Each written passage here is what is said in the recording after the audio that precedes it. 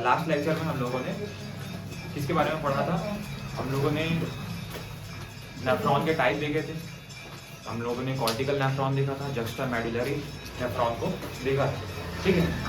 अब हम लोग ब्लड फिल्ट्रेशन के मैकेनिज्म के ऊपर पढ़ने वाले हैं कि जो ब्लड का फिल्ट्रेशन, ब्लड के फिल्ट्रेशन से क्या बनेगा? यूरिन बनेगा, है ना। तो हम लोग कुल मिला के ब्लड फिल्ट्रेशन के मेथड को पढ़ने वाले हैं कि ब्लड का फिल्ट्रेशन कैसे होता है ना। और ब्लड की फिल्ट्रेशन से क्या बनेगा? यूरिन फॉर्मेशन होगा। यस और ब्लड की फिल्ट्रेशन से क्या होगा बेटा?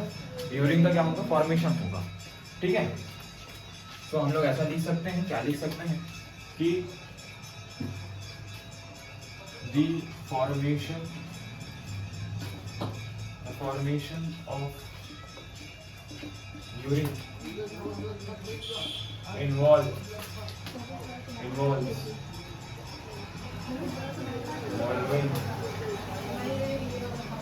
the formation of urine involves following steps। पहला देखो, यूरिन फॉर्मेशन में कुछ स्टेप्स है ना, यानी ब्लड फिल्ट्रेशन में कुछ स्टेप्स हैं।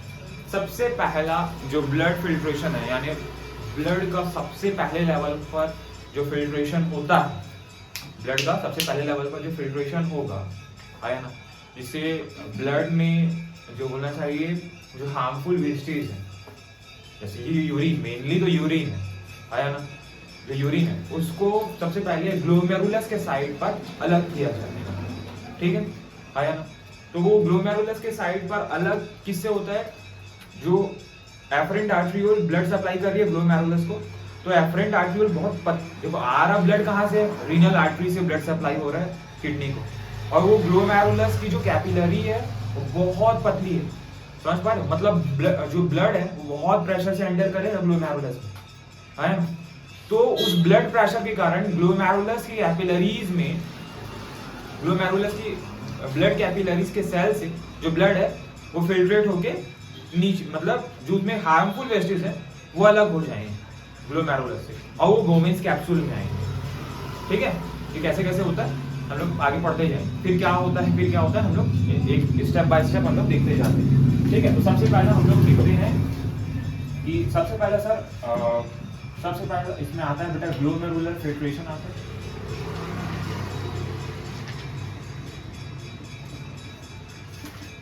ग्लोमेरुलर फिल्ट्रेशन आएगा, इसमें सबसे पहले क्या आएगा? ग्लोमेरुलर फिल्ट्रेशन आएगा। चलिए ये वाला पेन नहीं दिखता है शायद वीडियो में, ठीक है, इसको मैं मिटा देता हूँ। सबसे पहले आता है ग्लोमेरुलर फिल्ट्रेशन।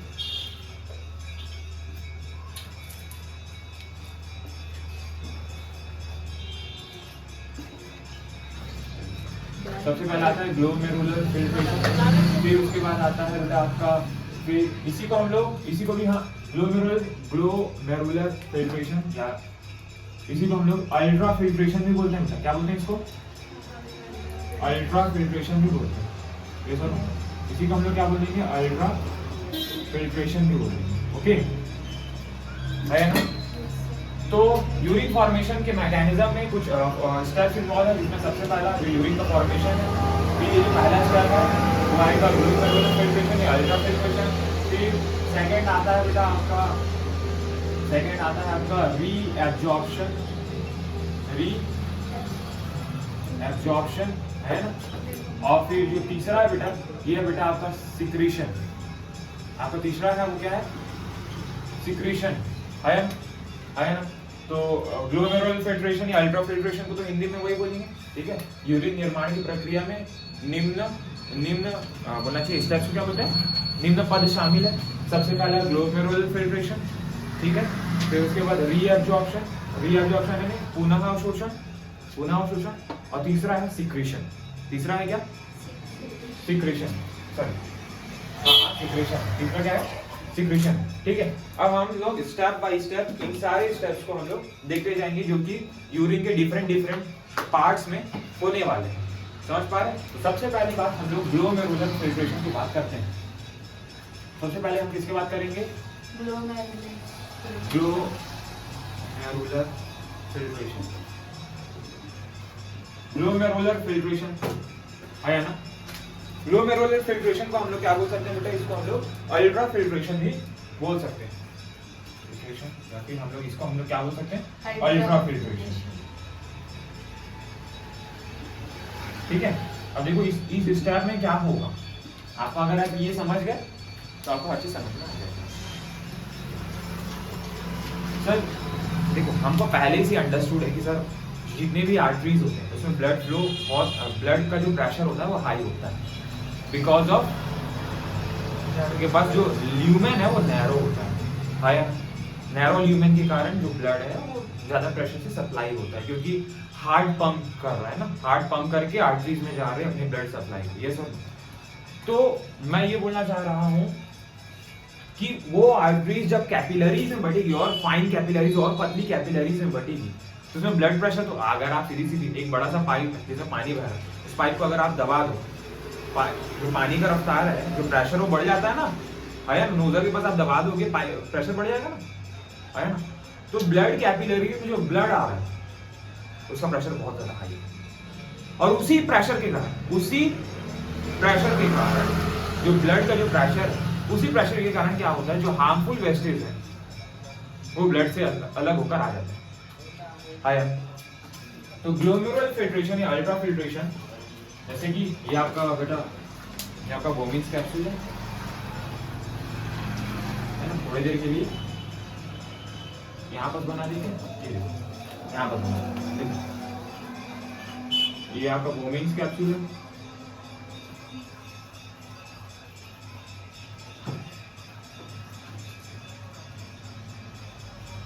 ठीक है। जो यहाँ पर ज्यादा लंबा नहीं बन सकता, ठीक है, तो आप इमेजिन करेंगे ये आपका जस्टा मेडुलरी वाला नेफ्रॉन है। कौन सा नेफ्रॉन है? जस्टा मेडुलरी टाइप वाला आपका नेफ्रॉन है।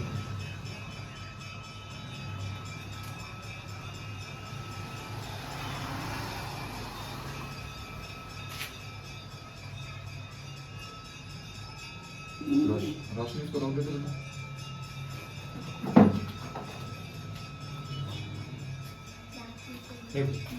तो ये आपका हो गया नेफ्रॉन हो गया, ठीक है। ये रीनल कॉर्पस है, ठीक है। तो ये आपका ग्लोमेरुलस है, रेड वाला पार्ट, तो जो ग्लोमेरुलस को ब्लड सप्लाई करेगा, हम लोग को पता है सर, इसको हम लोग क्या बोलते हैं, एफरेंट आर्टरियोल बोलते हैं, है ना। अब एफरेंट आर्टरियोल ब्लड लेकर आएगी कहाँ, ग्लोमेरुलस में। ग्लोमेरुलस में ये ब्लड लेकर आ रही है ना, है ना। तो ब्लड का प्रेशर यहाँ बहुत ज्यादा हाई है, बहुत ज्यादा हाई है। ये जो ग्लोमेरुलस है, ये एफरेंट आर्टरियोल, जो एफरेंट आर्टरियोल है, ये और ज्यादा फाइन कैपिलरीज में वहां जाके बढ़ चुका है ना, समझ पा रहे हो। तो वहां अगर ये और फाइन कैपिलरीज में बढ़ चुका है, मतलब कहीं ना कहीं यहाँ ब्लड का प्रेशर और ज्यादा है। पतली पाइप से ब्लड बह रहा, समझ के चल रहा है ना, पाइप नहीं है ये, ब्लड वेसल्स है, पाइप नहीं बोलेंगे, ठीक है। और सर ये एफरेंट आर्टरियोल, ये सर ये इफरेंट आर्टरियोल, इफरेंट आर्टरियोल समझ में आए। तो ये जो एफरेंट आर्टरियोल है और ये जो इफरेंट आर्टरियोल है, जो एफरेंट आर्टरियोल है, ये और फाइन कैपिलरीज में बढ़कर कैपिलरीज का नेटवर्क बना रहा है, जिसको हम लोग ग्लोमेरुलस बोल रहे हैं, है ना। तो जो आर्टरियोल बोलना चाहिए ग्लोमेरुलस को ब्लड सप्लाई कर रही है, जिसको एफरेंट आर्टरियोल बोलेंगे, और जो ग्लोमेरुलस से ब्लड बाहर ले जा रही है, इसको हम लोग इफरेंट आर्टरियोल बोलेंगे। अब एफरेंट आर्टरियोल में, यानी ब्लड की कैपिलरीज में, एफरेंट आर्टरियोल ये कैपिलरीज का नेटवर्क है ना, ये आर्टरियोल और फाइन, अगर ब्लड वेसल्स में बढ़ता है वो मतलब वो कैपिलरीज है, समझ में आया। आर्टरियोल आर्टरी की सबसे पतली नली है, समझ में चलिए। अब उससे पतली अगर कोई चीज बना रहा है तो कैपिलरी। तो सर ये क्या है सर, ये नेटवर्क ऑफ कैपिलरी है, आया ना। तो थोड़ी देर के लिए हम लोग, ये क्या है सर, ये क्या है, नेटवर्क्स ऑफ, ये सर नो आया। अब सर ये कैपिलरीज का नेटवर्क है, इसी को हम इसी ब्लड के इसी कैपिलरीज के नेटवर्क को हम लोग क्या बोल रहे थे, ग्लोमेरुलस बोल रहे हैं, तो इस ब्लड कैपिलरी में ब्लड का जो प्रेशर है, इसी ब्लड के प्रेशर के कारण जो इसमें बना, जो ब्लड में आने वाला जो यूरिन है, वो क्या करेगा, वो इस कैपिलरीज के वॉल से बाहर आ जाएगा, कैपिलरीज के वॉल से बाहर आ जाएगा प्रेशर के कारण। समझ में आए? प्रेशर के कारण बाहर आ जाएगा, ठीक है। फिर कैपिलरीज और बोमिन्स कैप्सूल के बीच में एक मेम्ब्रेन है, जिसको हम लोग इधर मैं आगे बताऊंगा, जिसको हम लोग बेसमेंट मेम्ब्रेन बोलेंगे। और बोमिन्स कैप्सूल के मेम्ब्रेन को, जो बोमिन्स कैप्सूल का जो मेम्ब्रेन है, उसको हम लोग उसके लेयर को हम लोग मतलब पोडोसाइट सेल बोलते हैं, है ना। वापस क्या होता है, कैसे होता है, मैं आपको बताता हूँ। लेकिन सबसे पहली बात आपको पहले कुछ बात लिखने की जरूरत है।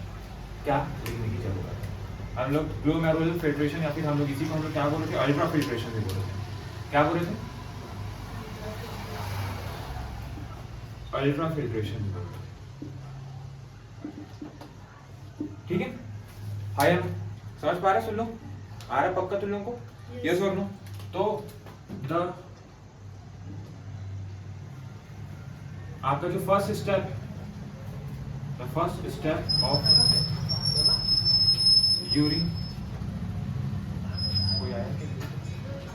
First step of urine,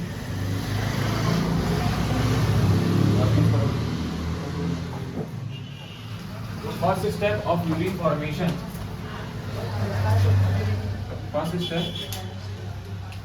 first step of urine formation is filtration of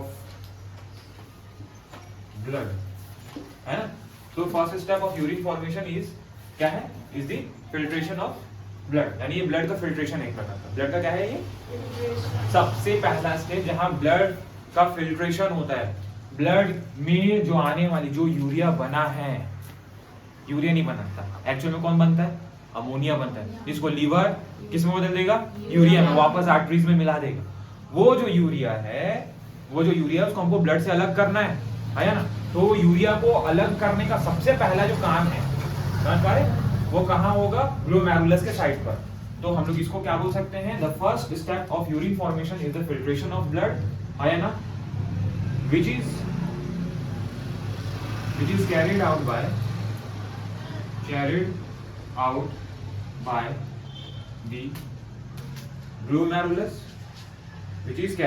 the glomerulus, है ना। It is called which is carried out by the glomerulus, जो कि कहाँ पास होगा बेटा? ग्लोमेरुलस के स्थल पर होगा।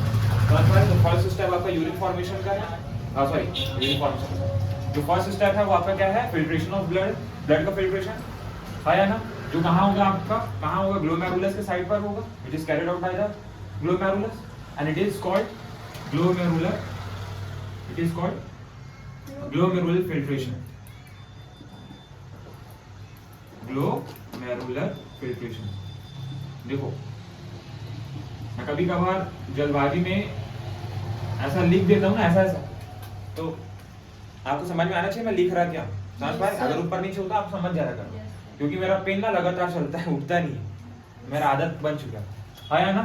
सो it is called glomerular filtration और ultra filtration. It is also known as ultra filtration, okay. इसको हम लोग अल्ट्रा फिल्ट्रेशन भी बोलेंगे।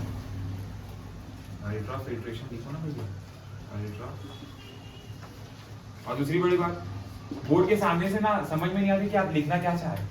आप बोलोगे अलग, लिखोगे कुछ अलग, समझ में नहीं आता ना, ठीक है। तो फर्स्ट स्टेप क्या है? First step of urine formation is the filtration of blood, it is carried out by the glomerulus, जो कि ग्लोमेरुलस के साइड पर होगा, and it is also called the filtration of blood, sorry glomerular filtration, क्योंकि side कहाँ है filtration? Blood filtration कहाँ हो रहा है? ग्लोमेरुलस। ब्लड का फिल्ट्रेशन, ध्यान दीजिए, ब्लड का फिल्ट्रेशन ग्लोमेरुलस में हो रहा है, समझ पा रहे? क्योंकि इसके आगे जो कंपोनेंट्स आए हुए हैं ब्लड के, उसको भी अलग करना है, इसके लिए बाकी स्टेप्स हम लोग पढ़े हैं, ठीक है, उसको हम लोग पढ़ेंगे। ये समझ में आया या नहीं आया? आया या नहीं आया? हाँ या ना? हाँ या ना? समझ में आया? ठीक है। एंड अब सर पर मिनट, एक मिनट में जो एफरेंट आर्टरियोल ग्लोमेरुलस से कितना ब्लड सप्लाई करेगी, मतलब ऑन एन एवरेज इस ग्लोमेरुलस में कितना ब्लड फिल्ट्रेट हो रहा है। तो जो ब्लड फिल्ट्रेट हो रहा है यहाँ पर, जो ब्लड फिल्ट्रेट हो रहा है ग्लोमेरुलस के साइड पर, जो यूरिया है वो छन के बाहर आ जा रहा है। और यूरिया केवल यूरिया नहीं आता, पता है? यूरिया के साथ ब्लड के बाकी कंपोनेंट्स भी आ जाते हैं, जो प्लाज्मा में डिसॉल्व कंपोनेंट्स है वो भी आ जाते हैं ब्लड के साथ, यूरिया के साथ। तो वो आ जाएंगे तो फिर तो दिक्कत है, समझ पा रहे हो? अगर वो आ गया तो उसको दिक्कत है, तो वापस उसको ब्लड में भी तो मिलाना है ना। अगर छन के आ गया है, अगर छन के बाहर आ गया है कैपिलरी से, तो उसको वापस ब्लड फिल्ट्रेशन में मिलाना है।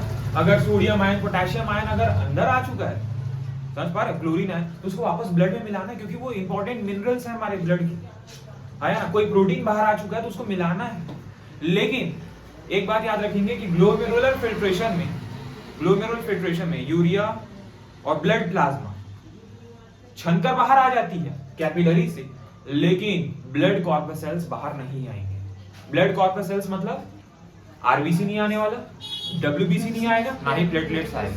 और अगर ऐसा हो रहा है तो आप जो यूरिन पास करोगे फिर उसका कलर कैसा होगा, समझ पा रहे? ब्लड आएगा, उससे ब्लड, है ना। वो स्टेज है, किडनी फेल हो चुका है, ठीक है। तो वो थोड़ा अलग स्टेज है, उसको आप ना अभी ना जाने, बस आप इतना जाने कि ब्लड कॉर्पसेल्स को छोड़कर इस साइड पर इतना प्रेशर होता है, ब्लड कॉर्पसेल्स यानी आरबीसी, डब्ल्यूबीसी और ब्लड कॉर्पसेल्स को छोड़कर बाकी सभी चीजें जो कि ब्लड में डिसॉल्व्ड है, यानी जो ब्लड प्लाज्मा वो छनकर बाहर आ जा रहा है, यस और नो, है ना। हाँ, लेकिन जो प्लाज्मा में जो लार्ज साइज की जो प्रोटीन है, जैसे कि फाइब्रिनोजन हो गया, जैसे कि प्रोथ्रोम्बिन हो गया, है ना, और जैसे कि कौन हो गया, एल्बुमिन हो गया, है ना, एल्बुमिन हो गया, ग्लोब्यूलिन हो गया, ये लोग नहीं आएंगे भैया। अगर आपके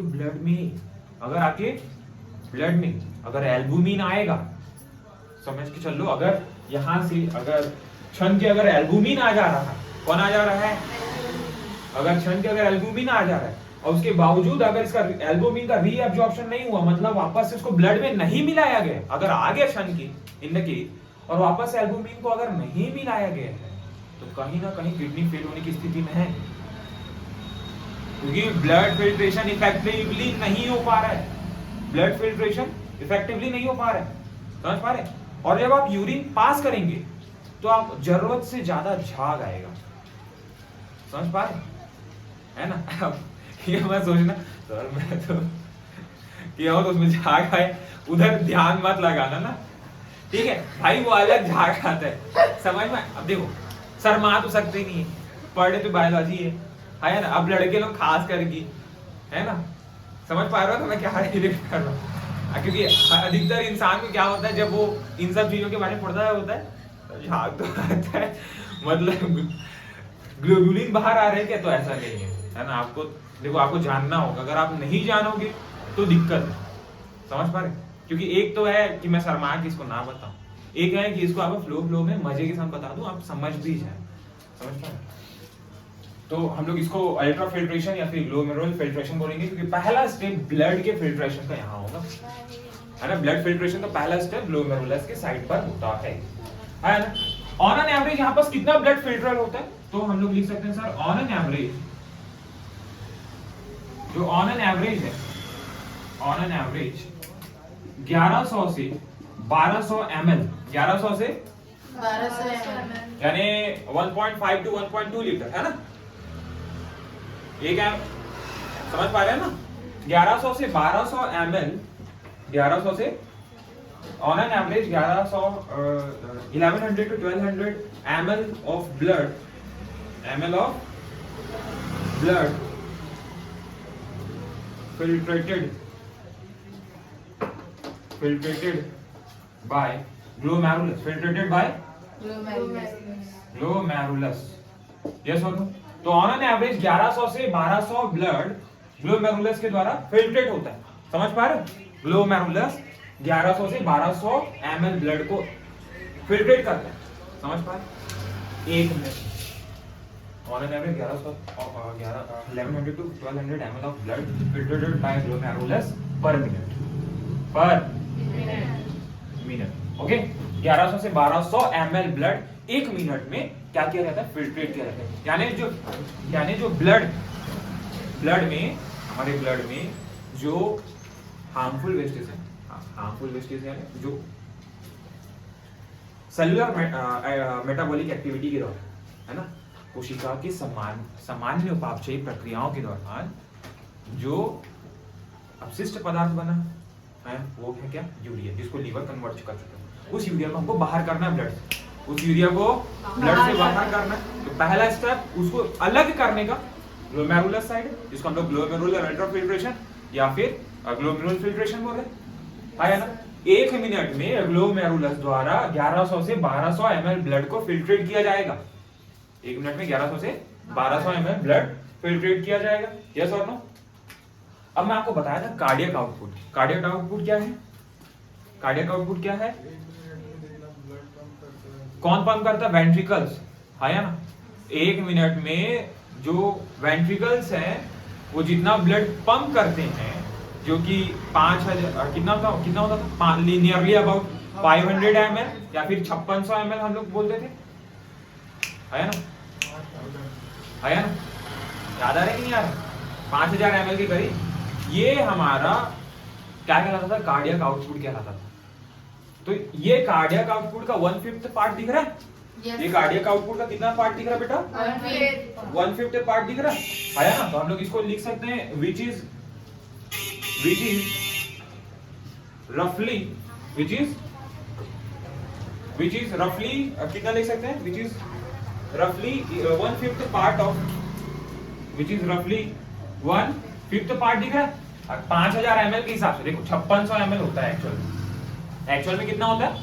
5000 से 5600 ml, याद करो, है ना। 500 ml to 5600 ml, है ना, 5600 ml। तो ये जो है ये कार्डियक आउटपुट का कितना पार्ट दिया? 1/5 पार्ट, है ना। तो which is roughly 1/5 part of cardiac output, cardiac output, yes और नो। आपका एनसीईआरटी इसको कार्डियक आउटपुट को क्या लिखेगा?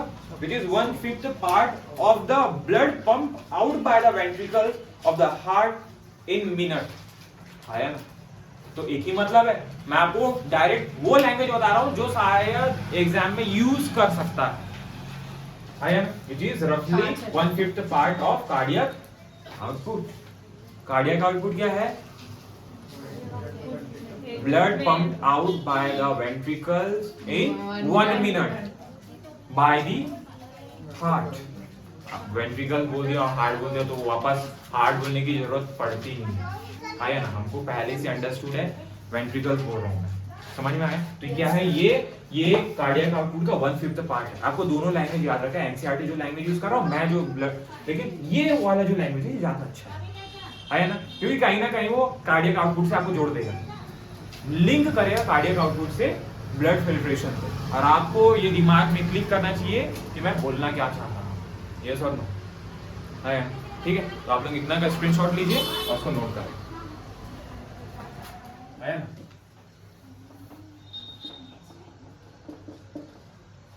ये ग्लोमेरुलस के साइड पर हो रहा है। तो यहाँ पर ब्लड का फिल्ट्रेशन एक्चुअल में कितने लेयर शामिल है बस ब्लड फिल्ट्रेशन में, है ना। इधर ध्यान देंगे, सबके सब इधर सबका फोकस इधर है।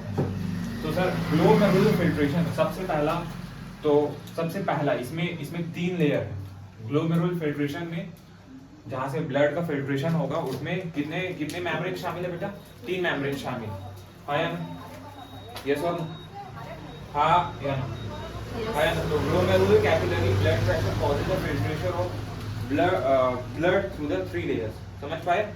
तो वही प्रेशर के कारण जो ब्लड है वो 3 लेयर से क्या होगी? छनेगी, है ना। फिल्ट्रेशन है छनना, है ना। तो उसमें हम लोग 3 लेयर के बारे में हम लोग पढ़ेंगे। तो जो ग्लोमेरुलर फिल्ट्रेशन है, जो ब्लड का फिल्ट्रेशन है,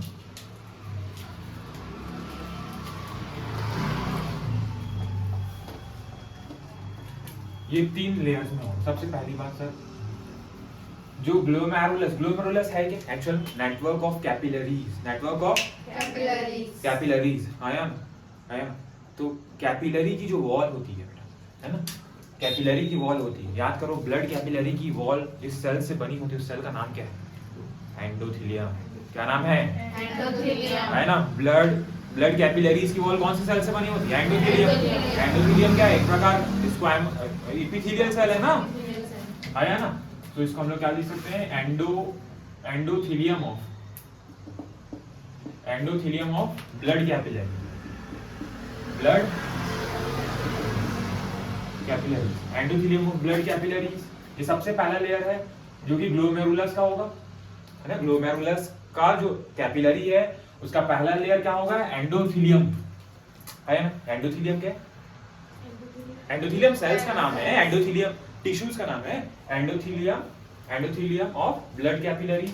फिर इस इनके फिर उसके बाद आएगा बेसमेंट मेम्ब्रेन, आएगा बेटा, क्या आएगा, बेसमेंट मेम्ब्रेन आया ना।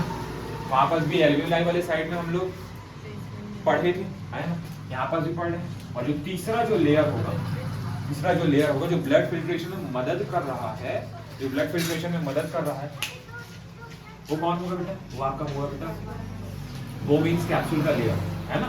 सो इपिथेलियम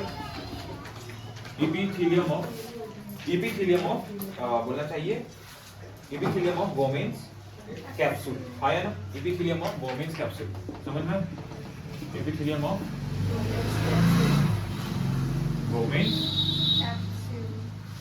कैप्सूल, ठीक है। अब बोविन्स कैप्सूल की एपिथेलियम का ना एक स्पेशल नाम होता है, इसको बोलते हैं पोडोसाइट।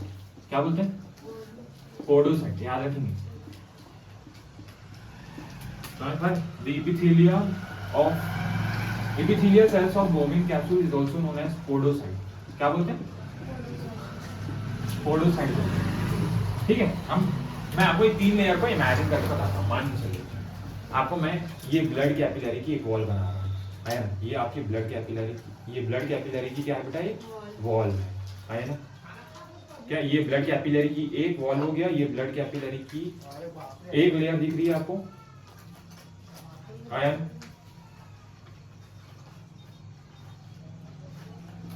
समझ पा रहे, तो ये ब्लड कैपिलरी की वॉल है, आया ना, जो कौन से सेल से मिलकर बनी हुआ है, एंडोथेलियम, एक प्रकार का एपिथेलियल सेल ही है ना। तो ये ब्लड कैपिलरी की वॉल, वॉल ऑफ एंडोथेलियम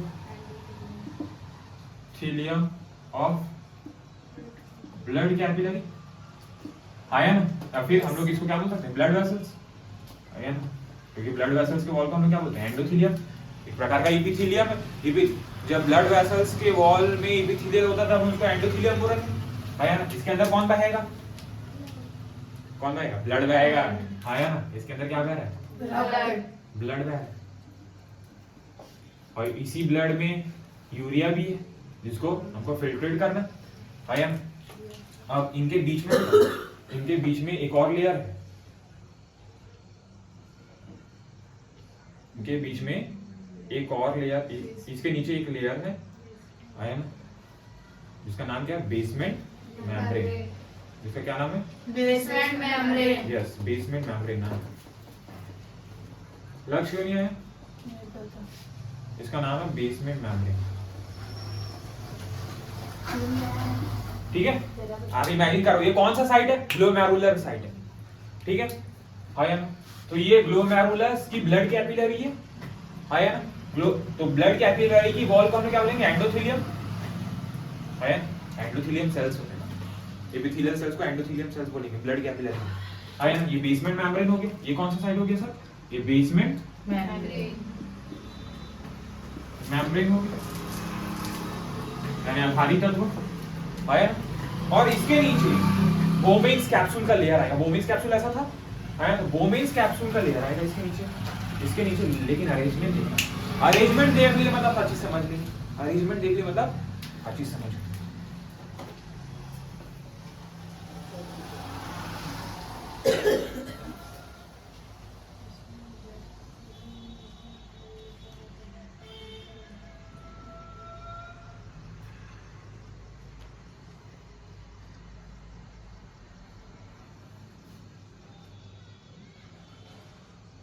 यहाँ पास के सेल्स को मैं बड़ा बनाया हूँ जानबूझ के, समझ पा रहे हो।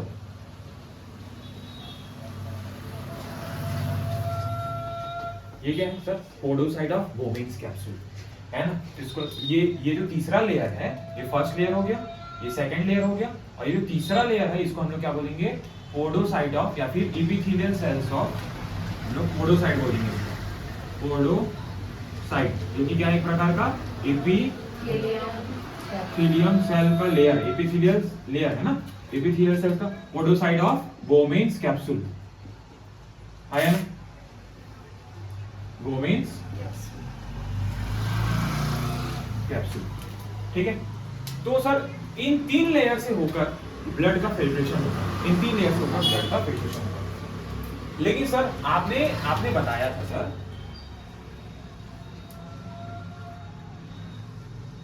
ये बेटा यहां पास वाला साइड को आपको मैं दिखा रहा हूं, ये आपका बोमेन्स कैप्सूल है, ये क्या है आपका बोमेन्स कैप्सूल हो गया है ना।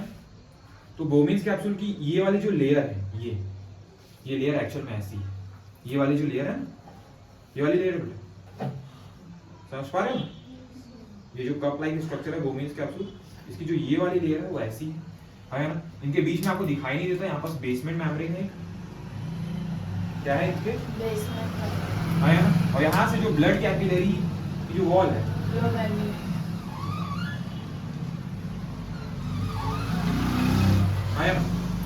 तो ब्लड इसके अंदर में बह रहा है। इमेजिन करो, थोड़ा सा मैं इसको मोटा बना देता हूँ थोड़ी देर के लिए, ठीक है। अब ब्लड का फिल्ट्रेशन होगा, तो जो फिल्ट्रेट जो बाहर आएगा ब्लड से, जो फिल्ट्रेट बाहर आएगा वो सबसे पहले ब्लड कैपिलरीज के एंडोथेलियम को पास करेगा, फिर उसके बाद बेसमेंट मेम्ब्रेन को पास करेगा, और फिर उसके बाद पोडोसाइट मतलब जो बोमेन्स कैप्सूल की जो एपिथेलियल है उसको पार करके वो इसकी कैविटी में आएगा, बोमेन्स कैप्सूल की कैविटी में। यहाँ पर क्या पूरा कैविटी है, खाली जगह, जहाँ पर वो फिल्ट्रेट भरेगा। ये सर हाँ, लेकिन सर आपको दिख रहा है कि बोमेन्स कैप्सूल के एपिथेलियल सेल्स का अरेंजमेंट थोड़ा अलग है, सर यहाँ पर छोटे छोटे माइन्यूट पोर है, ठीक है, छोटे छोटे माइन्यूट पोर है। इन छोटे छोटे छिद्र है बेटा, कोशिकाओं का जो विन्यास है वो ऐसा है कि उनके बीच में, पोडोसाइट के बीच में छोटे छोटे पोर है, छेद है ना, सब माइन्यूट पोर है। इन माइन्यूट पोर को हम लोग बोलेंगे बेटा स्लिट पोर। इन माइन्यूट पोर को क्या बोलेंगे, स्लिट पोर बोलेंगे, समझ पा रहे इसको, स्लिट पोर, या फिर हम लोग इसको बोलेंगे बेटा फिल्ट्रेशन स्लिट बोलेंगे। क्या बोलेंगे, फिल्ट्रेशन स्लिट्स, इसको हम लोग क्या बोलेंगे, फिल्ट्रेशन स्लिट्स। समझ में आया? हाय। तो सर ये फिल्ट्रेशन स्लिट्स क्या है? What is filtration slits? It is the gap between two podocyte cells, a minute gap between two podocyte cells, दो पोडोसाइट सेल्स के बीच में जो जगह बचा हुआ है, क्योंकि सर इसको पार करके नहीं, यहाँ से जो फिल्टर है ना वो बेसमेंट मेम्ब्रेन के इस एरिया से पास करेगा। तो सर जगह अगर बहुत छोटा है तो बड़े साइज के जो प्रोटीन है तो पास नहीं कर पाएंगे। और दूसरी बड़ी बात सर, एंडोथेलियम को पार करना इतना आसान नहीं है ना। जो हार्मफुल वेस्टेज है जैसे यूरिया हो गया और प्लाज्मा में कुछ डिसॉल्व चीजें वो तो छन के आ जाएंगे, लेकिन ब्लड कॉर्पस छन के नहीं आ सकती इसके, आया ना, ये सर नो समझ में आया। तो सबसे पहला ब्लड, एक तो एंडोथेलियम ब्लड मतलब एंडोथेलियम ऑफ ब्लड कैपिलरी यानी एंडोथेलियम से छनेगा, फिर उसके बाद वो बेसमेंट मेम्ब्रेन को पार करेगा, फिर उसके बाद वो पोडोसाइट को पार करेगा। पोडोसाइट क्या है सर, ये बोमेन्स कैप्सूल, मतलब ये वाला जो इमेज है ना, ये एक्चुअल में ये इमेज आपको ऐसा दिख रहा है, यहाँ पास का जो इमेज है, इमेज को थोड़ी देर के लिए ये इमेज है यहाँ पास, समझ पा रहे? ये इमेज यहाँ पास का आया, समझ पा रहे? ये थोड़ा सा डीप है लेकिन आपको पढ़ना है। तो अगर आप देखो, एक है कि बुक के हिसाब से लाइन टू लाइन पढ़ते चले जाओ, लेकिन आप इमेजिन करना छोड़ दो कि यहाँ पास हो रहा क्या है। एक है कि आपको पढ़ना है और साथ साथ आपको समझ में भी आना चाहिए हो रहा क्या वहां पास, कितना लेयर फिल्टर पार करने का, समझ पा रहे? तो 3 लेयर से ब्लड का फिल्ट्रेशन होगा। सबसे पहले एंडोथेलियम ऑफ ब्लड कैपिलरी, उसके बाद बेसमेंट मेम्ब्रेन, उसके बाद podocyte of Bowman's capsule. And podocyte इस प्रकार से अरेंज होंगे कि उनके बीच में एक छोटा छोटा माइन्यूट पोर बनेगा। इस माइन्यूट पोर को हम लोग स्लिट पोर या फिर फिल्ट्रेशन स्लिट बोलेंगे, फिल्ट्रेशन स्लिट्स। है ना, ये भी फिल्ट्रेशन स्लिट्स है, ये भी फिल्ट्रेशन स्लिट्स है। यस और आ रहे हैं नहीं यार, ठीक है, इसको नोट करें सबसे पहले, ठीक है, नोट करो।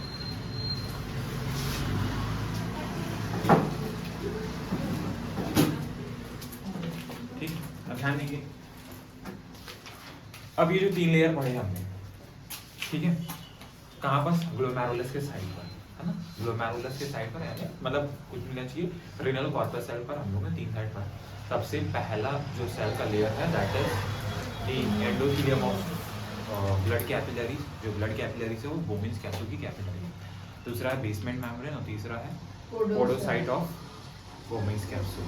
पोडोसाइट इस प्रकार चरेज होगी कि उसके बीच में एक माइन्यूट पोर होगा जिसको हम लोग स्लिट पोर या फिल्ट्रेशन स्लिट्स बोलेंगे, है ना। Yes sir. अब मैं आपको कुछ बात बताना चाहता हूँ क्या, कि ये जो 3 मेम्ब्रेन है ना, इससे ब्लड इतनी अच्छी तरीके से छन के बाहर आ जाएगा कि ब्लड के प्लाज्मा प्रोटीन को छोड़कर, प्लाज्मा में जितनी चीजें हैं ब्लड के प्लाज्मा में, है ना, वो सारे कहाँ आ जाएगी? बोमेन्स कैप्सूल की कैविटी में आ जाएगी। केवल प्लाज्मा प्रोटीन को छोड़कर और ब्लड कॉर्पस्कल को छोड़कर, समझ पा रहे हो, प्लाज्मा में जितने भी चीजें डिसॉल्व थी वो सारी चीजें क्या हो गई? फिल्ट्रेट होके कहाँ जाएगी? बोमेन्स कैप्सूल की कैविटी में आ जाएगी, है ना, और वहां जाके क्या हो जाएगी? इकट्ठा हो जाएगी, ठीक है। So blood is filtrated so finely through this membrane and that almost of all constituent of the plasma except protein pass into the lumen into the Bowman's capsule. Yes or no? तो सभी की सभी चीजें छन जाएगी केवल plasma के protein को छोड़कर, है, और ब्लड कॉर्पस्कल्स को छोड़कर, और कहाँ इकट्ठा हो जाएगी? Lumen of Bowman's capsule. Bowman's capsule की ल्यूमेन है, समझ गए ना, कहाँ इकट्ठा हो जाएगी? मतलब सर ये वाला जो स्पेस है ना, ये वाला जो स्पेस है यहाँ ये इकट्ठा हो जाएंगे, समझ पा रहे हो? आया ना, ये क्या है? ल्यूमेन ऑफ बोमेन्स कैप्सूल, आया ना, yes sir, capsule, yes sir, आया, यस सर, ये समझ में आ गया? आया। तो इस प्रोसेस को हम लोग क्या बोलेंगे? Therefore it is considered as process of ultrafiltration, है ना। इस प्रोसेस को हम क्या बोलेंगे? Ultrafiltration. क्या बोलेंगे? इस प्रक्रिया को हम लोग अल्ट्रा फिल्ट्रेशन यानी परानिस्यंदन बोलेंगे। क्या बोलेंगे? परानिस्यंदन यानी अल्ट्रा फिल्ट्रेशन, है ना। The epithelial cells of Bowman capsule is called podocyte. ठीक है, बोमेन्स कैप्सूल की एपिथेलियम में पहले बोला था पोडोसाइट बोलते हैं, है ना। Are arranged in the intricate manner so as to leave some minute space called filtration slit. इनके बीच में कुछ स्पेस बचेगी जिसको हम क्या बोलेंगे? फिल्ट्रेशन स्लिट्स या फिर स्लिट पोर। क्या बोलेंगे? स्लिट पोर, है ना। निस्यंदन छिद्र बोलते हैं हिंदी में, समझ में आया? समझ में आया? निस्यंदन छिद्र बोलते हैं या फिर खाद छिद्र भी बोलते हैं इसको, समझ में आया? अब ध्यान देंगे कि ग्लोमेरुलस के साइड पर, मतलब रीनल कॉर्पस्कल के साइड पर 1 मिनट में जितना ब्लड फिल्ट्रेट होगा, 1 मिनट में जितना ब्लड फिल्ट्रेट होगा उसको हम लोग बोलेंगे ग्लोमेरुलस फिल्ट्रेशन रेट। क्या बोलेंगे? Glomerulus filtration rate, glomerulus filtration rate, है ना। शॉर्ट फॉर्म में बोलेंगे इसको GFR। क्या बोलेंगे? GFR। The amount of filtrate formed by a kidney per minute is called glomerular filtration rate. That is glomerular filtration rate। एक हेल्दी ह्यूमन में जो GFR है वो कितनी होती है बेटा? लगभग 125 ml पर मिनट। 125 ml पर मिनट GFR बनता है, समझ में आया? आया ना। ये क्या है? अमाउंट ऑफ फिल्ट्रेट, जो फिल्ट्रेट यहाँ छन के आया है, आया ना, ये तो फिल्ट्रेट है जो बोमेन्स कैप्सूल की कैविटी में बना है, जो ब्लड से छन के आ गया है, आया ना। इसमें प्लाज्मा में डिसॉल्व, प्लाज्मा के प्रोटीन को छोड़कर जितने प्लाज्मा के कंस्टिट्यूएंट थे वो सब छन के इसमें आ गए बोमेन्स कैप्सूल की कैविटी में, और ब्लड कॉर्पस्कल को छोड़कर, आया ना। उसको हम लोग क्या बोलेंगे? फिल्ट्रेट बोलेंगे। क्या बोलेंगे? समझ में आया ना? फिल्ट्रेट बोलेंगे, यस और नो, है ना। तो फिल्ट्रेट बोलेंगे।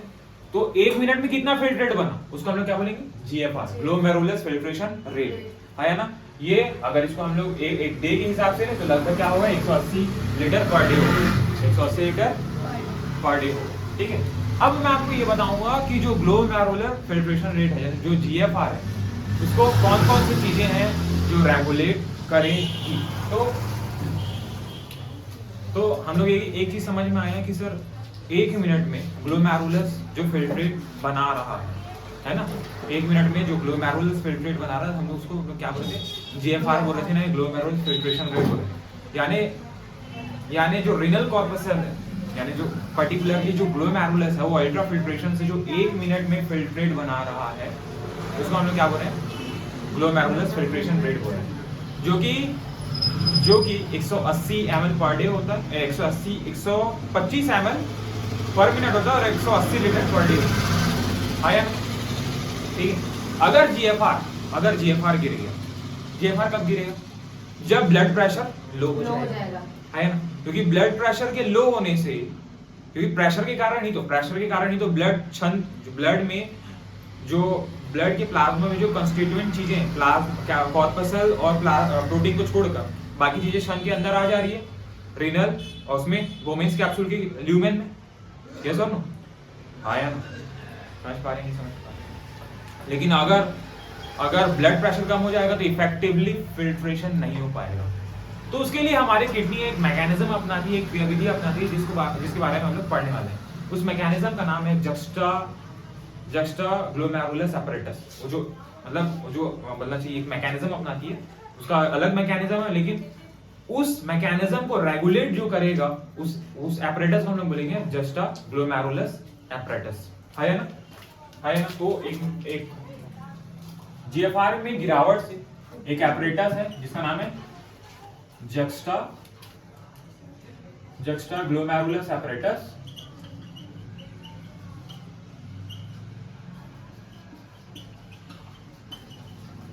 Juxta glomerular apparatus। अब इसको शॉर्ट फॉर्म में हम लोग JGA बोलते हैं, क्या बोलते हैं इसको, JGA भी बोलते हैं, है ना, जक्स्टा ग्लोमेरुलस apparatus। अब सर जक्स्टा ग्लोमेरुलस apparatus यानी जक्स्टा ग्लोमेरुलस जो करंट एक्चुअल में ये बना किसका, मतलब किन किन चीजों का बना है, तो मैं आपको दिखा रहा हूँ, बस आप ध्यान से देखेंगे, आपको चीजें सारी चीजें आपको इमेजिन होने लग जाएगी। ठीक है, अब थोड़ा सा हमको चीजों को बदलना पड़ सकता है, कैसे, मेरे को पता है मेरे को क्या करना है, बस आप ध्यान से देखेंगे।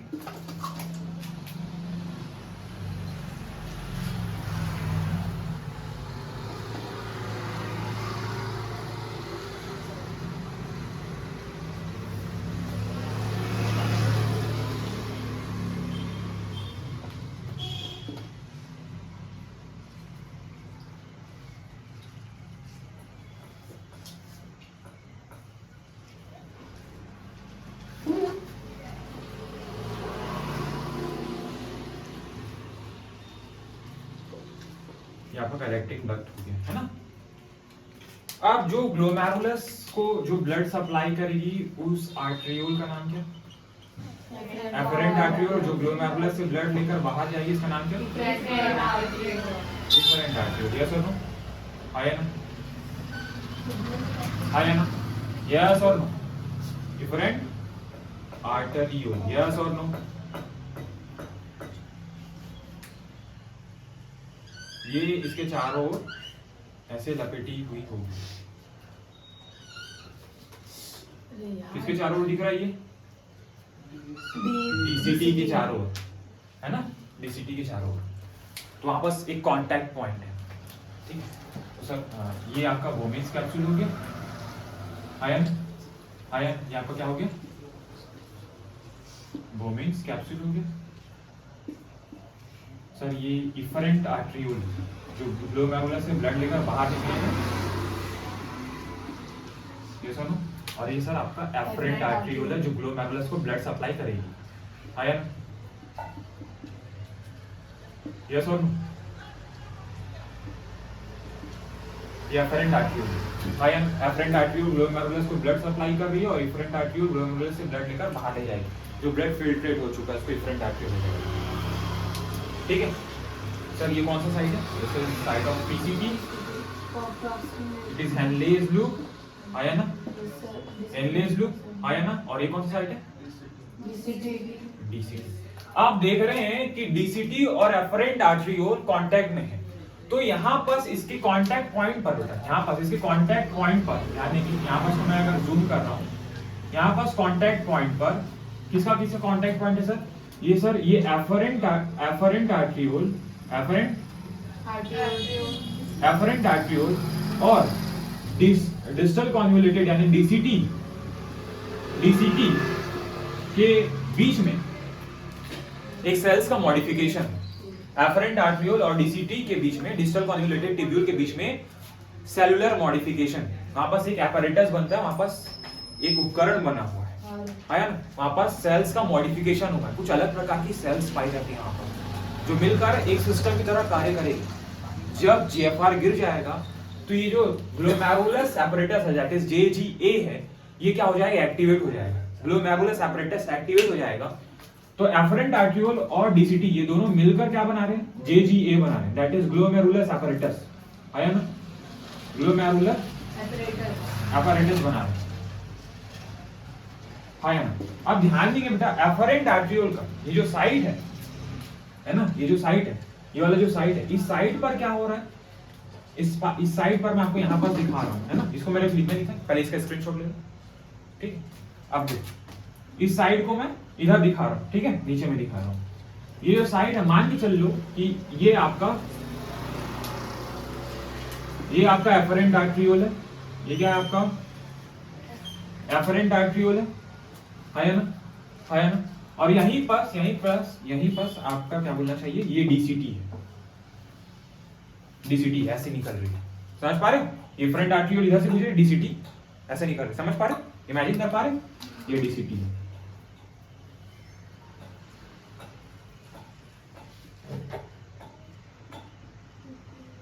ये क्या है, डीसीटी,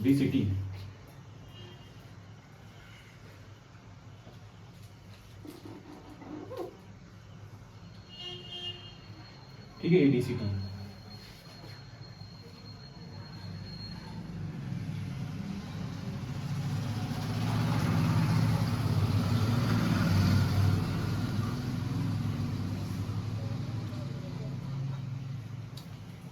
ठीक है, तो एफरेंट आर्ट्रियोल के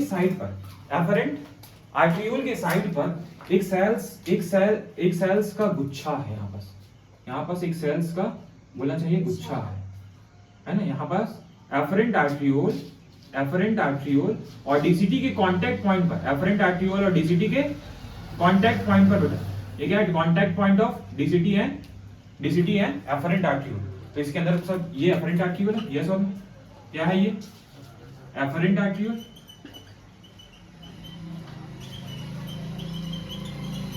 ये एफरेंट आर्ट्रियोल है, और सर ये क्या है, दिस इज, इसको बोलते हैं बेटा हम लोग जस्टाग्लोमेरुलस सेल, तो क्या बोलते हैं, जस्टाग्लोमेरुलस सेल, हाँ जस्टाग्लोमेरुलस सेल, जस्टाग्लोमेरुलस सेल्स, ये जस्टाग्लोमेरुलस सेल्स है, दैट इज जेजी सेल्स भी बोलते हैं, तो क्या बोलते हैं, जेजी सेल्स, ठीक है। अब सर ये तो डीसीटी है, ये क्या है आपका, ये डीसीटी है, आया, डिस्टल कॉन्वोल्यूटेड ट्यूब्यूल, ये डीसीटी के सेल्स हैं, आया ना, ये डीसीटी की एपिथेलियल है, लेकिन डीसीटी के साइड पर कुछ स्पेशल टाइप के भी सेल हैं, सब कुछ स्पेशल टाइप के भी सेल हैं, और इन सेल्स को हम लोग बोलेंगे मैक्यूला डेंसा, क्या बोलेंगे, मैक्यूला डेंसा बोलेंगे। अब ध्यान देंगे, एफरेंट आर्ट्रियोल की कांटेक्ट पॉइंट, यानी एफरेंट आर्ट्रियोल के कांटेक्ट पॉइंट पर जो जस्टाग्लोमेरुलस सेल है और मैक्यूला डेंसा और एफरेंट आर्ट्रियोल का वो पॉइंट जो कांटेक्ट में है, किसी कांटेक्ट में है, एफरेंट आर्ट्रियोल के कांटेक्ट में डीसीटी और जस्टाग्लोमेरुलस, इनके बीच में एक सेल्स है, तो एफरेंट आर्ट्रियोल, जस्टाग्लोमेरुलस एपैरेटस और डीसीटी, इनका कांटेक्ट पॉइंट एक यूनिट की तरह कार्य करता है, इसको बोलते हैं हम लोग, इन्हीं सबको मिलकर हम लोग क्या बोलते हैं, इसी पूरे सारी चीजों को हम लोग बोलकर क्या बोलते हैं, यही जस्टाग्लोमेरुलस एपैरेटस, जस्टाग्लोमेरुलर एपैरेटस, समझना। तो जस्टाग्लोमेरुलर एपैरेटस में एक्चुअल में एफरेंट आर्ट्रियोल की एंडोथेलियम आ गई, है ना, जस्टाग्लोमेरुलस सेल आ गए जो एफरेंट आर्ट्रियोल और डीसीटी के कांटेक्ट पॉइंट पर है ना, इनके बीच में कांटेक्ट पॉइंट पर, और डीसीटी की कुछ सेल्स अपने आप को क्या कर लेगी, मॉडिफाई कर लेगी, जिसको हम लोग क्या बोलेंगे, मैक्यूला डेंसा बोलेंगे, क्या बोलेंगे, मैक्यूला डेंसा। अब ध्यान देंगे, जैसे ही जीएफआर में गिरावट आएगा, आया ना, क्योंकि ब्लड लेकर कौन आ रहा है, जीएफआर में नहीं, गिरावट नहीं, जैसे ही ब्लड प्रेशर में गिरावट आएगा, ब्लड प्रेशर में गिरावट आ गया, है ना, बीपी कम हो गया, ब्लड प्रेशर कम हो गया, तो ब्लड प्रेशर के कम होने से देखो ब्लड को यहाँ पर रीनल कॉर्पस्कल तक ला रहा कौन है, एफरेंट आर्ट्रियोल, तो जैसे ही ब्लड जैसे ही ब्लड प्रेशर कम होगा तो ये जो ग्लोमेरुलस एपैरेटस है, जो ग्लोमेरुलस एपैरेटस है, खास करके ये जेजी सेल और मैक्युला डेंसा और जो एंडोथेलियम की जो सेल्स है, ये क्या कर लेगी, सेंस कर लेगी कि बीपी कम हो चुका है करके। क्या कर लेगी, सेंस कर लेगी, ये क्या कर लेगी, ये पहचान लेगी कि बीपी जो ब्लड प्रेशर है वो आर्टरीज में कम हो चुका है, यानी ब्लड कैपिलरीज में जो बोलना चाहिए बीपी है वो गिर चुका है। इसीलिए ये जो जेजी सेल्स है बेटा, ये जो जेजी सेल्स है ये एक हार्मोन रिलीज करेगी, समझ पा रहे हो, एक केमिकल हार्मोन रिलीज बनना चाहिए, एक केमिकल सब्सटेंस रिलीज करेगी, एक केमिकल हार्मोन रिलीज करेगी जिसका नाम है बेटा रेनिन। जिसका नाम क्या है, ये केमिकल का सिक्रेशन करेगी जिसका नाम है क्या, रेनिन। क्या नाम है, रेनिन। अब जैसे ही मतलब बोलना चाहिए जस्टाग्लोमेरुलस एपैरेटस को ये सेंस हुआ कि ब्लड प्रेशर गिर चुका है, ब्लड प्रेशर गिर जाएगा तो जीएफआर गिर जाएगा, और जीएफआर गिरेगा मतलब किडनी फेल होने की स्थिति में। बीपी गिरा मतलब जीएफआर ही नहीं बना, मतलब फिल्ट्रेट ही नहीं बना, मतलब किडनी फेल हो गया। इसलिए बीपी लो होना सबसे खतरनाक कंडीशन है, समझ पा रहे हो। जब भी रोड एक्सीडेंट होता है तो सबसे पहले जो डॉक्टर है वो सबसे पहले सलाइन चढ़ाता है, अगर ब्लीडिंग ज्यादा हो चुका है, समझ पा रहे हो, सलाइन चढ़ाता। तो सलाइन क्यों चढ़ा रहा है, क्योंकि डॉक्टर को ये पता है कि ब्लड के लॉस होने से बीपी कम हो चुकी है, ब्लड प्रेशर कम हो चुकी है, और किडनी और बाकी जो ऑर्गेनल है, जो बॉडी के ऑर्गेनल्स है, जैसे लीवर हो गया है ना, ब्रेन हो गया, इनको इफेक्टिवली ब्रेन ऑक्सीजन चाहिए, और बीपी मतलब ब्लड प्रेशर अगर अच्छा हो तभी तो ब्रेन मतलब ब्लड वहां तक पहुंच पाएगा ना, हाँ यार। तो इनको बचाने के लिए सबसे पहले डॉक्टर क्या करते थे, सलाइन चढ़ा देता है, और ज्यादा ब्लड लॉस हो गया तो तुरंत बोलता है ब्लड चढ़ाना पड़ेगा करके। समझ पा रहे हो, नहीं समझ पा रहे। तो जेजी सेल क्या करता है, एक केमिकल सब्सटेंस रिलीज करता है जिसका नाम क्या है, रेनिन। जिसका क्या नाम है बेटा, रेनिन नाम है, यस और नो। अब ये जो रेनिन है, ध्यान देंगे, इसका नाम रेनिन ही तो लिखा हुआ होगा ना, मॉडिफिकेशन।